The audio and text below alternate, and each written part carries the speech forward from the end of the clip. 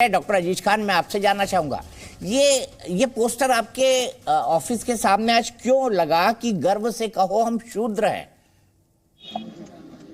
आपने ये पोस्टर तो कभी नहीं लगाया। शूद्र भी हिंदू होता है, आपने कभी नहीं लगाया गर्व से कहो हम हिंदू हैं। देखिए दीपक जी, इस बात को आप समझ सकते हैं कि जिस तरह अभी हमारे नेता माननीय राष्ट्रीय अध्यक्ष जी को एक यज्ञ हो रहा था, वहां यज्ञ में जाने से रोक दिया। आप इस बात को बताइए कि ये कौन से ऐसे लोग हैं जो धर्म के ठेकेदार हैं? क्या धर्म का ठेका एक कुछ विशेष पार्टी के लोगों के पास ही है? और एक तरफ कहते हैं कि साहब हम सनातन धर्म के अनुयायी हैं, दूसरी तरफ मैं जानना चाहता हूं कि क्या एक पर्टिकुलर पार्टी के पास ही उसका ठेका है? पहली बात। दूसरी बात, मैं आपसे एक बात जानना चाहता हूं। आप अब शूद्र की बात कर रहे हैं, अगड़े और पिछड़े की बात कर रहे हैं, नारी का अपमान किया गया ये बात कर रहे हैं, पिछड़ों का अपमान किया गया ये बात कर रहे हैं। तो धर्म का ठेका या सनातन का ठेका एक पार्टी के बीच, जाति का ठेका एक पार्टी के पास, यही करने की कोशिश हो रही है? नहीं, मैं एक बात बताऊं भाई, हम अछूत हैं। ये बीजेपी ने इस बात को साबित कर दिया। हम मंदिर में नहीं जा सकते, पिछड़ा समाज, दलित समाज मंदिर में नहीं जा सकता। अरे किसने रोक दिया आपको? यज्ञ में नहीं जा सकता। सुनिए ना सर, अरे सुनिए ना सर, नहीं जा सकता, ये बात साबित कर दिया। और मैं खुद जाति पिछड़े समाज से आता हूँ, जिस मंदिर में जाने की चाहता हूँ वहां जा सकता हूँ। सुनिए, उत्तर प्रदेश में, मध्य प्रदेश में, देश के किसी भी भाग में, पूरी दुनिया में। अरे सुनिए ना सर, मैं बीजेपी के प्रवक्ता से एक बात जानना चाह रहा हूँ कि लगातार जो ये चर्चा हो रहा है, माननीय स्वामी प्रसाद मौर्य जी ने कहा कि ढोल गवार शूद्र पशुनारी सब सकल ताड़ना के अधिकारी। मैं जानना चाहता हूँ क्या बीजेपी इस लाइन पर अपना स्टैंड क्या रखती है? मैं जो लाइन है, इस लाइन पर बीजेपी, सुनिए ना सर, बीजेपी का जो ये लाइन है, इस लाइन पर बीजेपी क्या स्टैंड रखती है? क्या इसको फॉलो करती है? क्या वो नारी के खिलाफ है? नारी के जो प्रताड़ना हो इसके खिलाफ है? दलितों के खिलाफ है? क्या उसका रवैया है? पहले तो हम जानना चाहते हैं बीजेपी का लाइन। ठीक है, मैं सीधे महामंडलेश्वर स्वामी शैलाशानंद गिरी जी के पास चलता हूँ। स्वामी जी बता दीजिए क्या मतलब है इसका, और क्या कहने की कोशिश की है तुलसीदास जी ने रामचरितमानस के अंदर, क्योंकि इसको लेकर भ्रम भी है और लोग नहीं जानते कि इसका सही मतलब क्या है। बता दीजिए अगर आप समझा सके तो। बिल्कुल जी, मैं जितने भी यहाँ के सुधी श्रोतागण हैं, जो यहाँ पर पैनलिस्ट हैं, आप सभी से एक निवेदन करना चाहूंगा कि आप पक्ष या विपक्ष की बातें तब करें जब आप उस विषय के मर्मज्ञ हो, उस विषय के ज्ञाता हो। नंबर 1। नंबर 2, किस भाषा के अंदर वो चौपाई लिखी गई है, रामचरितमानस किस भाषा के अंदर उत्कीर्ण की गई है, वो आपको अध्ययन करना आवश्यक है। जहां पर सवाल उठता है वो नारी का, तो उसके अनेकानेक अर्थ निकलते हैं। रही बात इस पूरी चौपाई का जो भावार्थ है, उसको हमारे मर्म के अनुसार तो यह है कि जिस प्रकार से ढोल उसको बार बार कसना पड़ता है, उसकी थाप को, ताल को आपको नियंत्रित करना पड़ता है ताकि वो बेसुरा ना बजे और कर्कश ना हो जाए।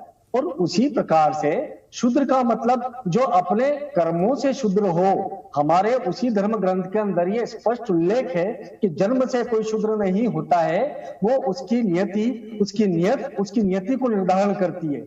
यानी कि उसका जो वर्ण है, वो वर्ण का निर्धारण उसके कर्मों के आधार पर होता है, नहीं कि जन्म के आधार पर। तो शूद्र को, यानी कि जो अनपढ़ है, गवार है, या फिर जिसको कह सकते हैं इंटेलेक्चुअली कहीं ना कहीं डोमिनेटेड है, उसको ट्रेनिंग की आवश्यकता है, उसको प्रशिक्षण की आवश्यकता है। तो इसलिए वो ताड़ना का मतलब ऑब्जर्वेशन है। ताड़ना का मतलब किसी भी प्रकार की प्रताड़ना नहीं, एक्सप्लॉयटेशन नहीं है। और रही बात नारी की बात, तो नारी के ऊपर भी विद्वत जनों के अनेकानेक मत है। उस भाषा के अंदर ही कई जगह लिखा है कि उसको रारी लिखा है, कई जगह पर नारी है। पर चूंकि आप लोग नारी के ऊपर बहुत ज्यादा विवाद कर रहे हैं, तो आपको यह बता दे कि नारी के चरित्र को देवता नहीं जान पाए, ऐसा भी शास्त्रों के अंदर उल्लेख है। इसका तात्पर्य स्पष्ट रूप से यह है कि नारी हमारे धर्म ग्रंथों के अनुसार पूजनीय है। यदि हम अभी नवरात्रि खत्म हुई है, गुप्त नवरात्रि, 10 महाविद्याएं हैं। 10 महाविद्याओं में नारी का यदि आप आध्यात्मिक रूप से देखें तो अनेकानेक प्रोजेक्शन से, अनेकानेक इनके रूप है, गुण है, लावण्य है, शाक्त है यानी शक्ति है, इनकी योग्यता है, इनकी एलिजिबिलिटी है। तो ये पूरे चारों जो विषय कहे गए हैं, उसका तात्पर्य यह निकलता है कि चारों विषय ऑब्जर्वेशन के पात्र हैं, इनको देख करके समझने की आवश्यकता है। बिना सोचे समझे इनके साथ किसी भी प्रकार का व्यवहार एकदम से नहीं किया जा सकता, क्योंकि ये प्राकृतिक रूप से बेहद विलक्षण योग्यता लेकर के आते हैं। ठीक है, तो कहीं ठीक है, मैं दोनों से पूछ लेता हूं। डॉक्टर अजीज खान जी, आपको समझ में आया क्या समझाया महामंडलेश्वर जी ने? यही तकलीफ है। देखिए, महंत जी ने जो बात कही, साहब कर्मों के आधार पे बंटवारा है साहब, कर्मों के आधार पे शूद्र है। मैं जानना चाह रहा हूं, आपने तो जन्मों के आधार पे बांट दिया ना, कर्मों के आधार पे कहां बांटा है? और वही जन्मों के आधार पे स्थिति यह है, आज आप देखिए इस मुल्क में सबसे ज्यादा अगर प्रताड़ना हो रही है तो महिलाओं के ऊपर अत्याचार। अरे सर, कहां पहुंच गए जब उन्होंने पूरा अर्थ समझा दिया? अब आप कहीं और जा रहे हैं। जाना था जापान, पहुंच गए चीन। सुनिए ना सर, डॉक्टर अजीज खान जी, नारी की प्रताड़ना हो रही है, पर श्लोक का अर्थ तो समझ लीजिए। श्लोक का अर्थ समझ आया कि नहीं ये बता दीजिए। स्वामी प्रसाद मौर्य को समझाएंगे कि नहीं ये बता दीजिए। अरे सर सुनिए ना, मैं पढ़ा लिखा आदमी हूँ, मेरी बात सुन लीजिए। तो डॉक्टर साहब, मैं यही तो पूछ रहा हूँ, अर्थ समझ में आया कि नहीं? सर मैं वही तो कह रहा हूं, यही तो बीजेपी समझ नहीं पा रही है। ये जो लाइन है, इस लाइन को जिस तरीके से पेश कर रही है, उसका अच्छा, आप जिस तरीके से आप जो कहे वो ठीक, बीजेपी जो कहे वो गलत, मैं ये मान के चलूं? ये स्वामी प्रसाद मौर्य ने जो अर्थ निकाला है वो ठीक, साधु संत और महात्मा जो अर्थ निकाल रहे हैं वो गलत। देखिए, ये मान के चलो डॉक्टर साहब, आप खुद पढ़े लिखे आदमी हैं। ब्रजलाल जी जुड़ गए मेरे साथ, उनके पास जाऊंगा मैं। सुन लीजिए ना सर, अरे सुनिए ना सर, लिखा पढ़ा है, इस लाइन को आप झुठला नहीं सकते ना, वो तो लिखा हुआ है। तो अर्थ भी समझा दिया भाई। कहने से, महंत जी के कहने से वो उसका शाब्दिक अर्थ नहीं बदल सकता। आपने अगर मन में मान लिया तो कोई बात नहीं। जो डॉक्टर अजीज खान, अगर आपने मन में मान लिया यही अर्थ है, तो मैं क्या करूंगा?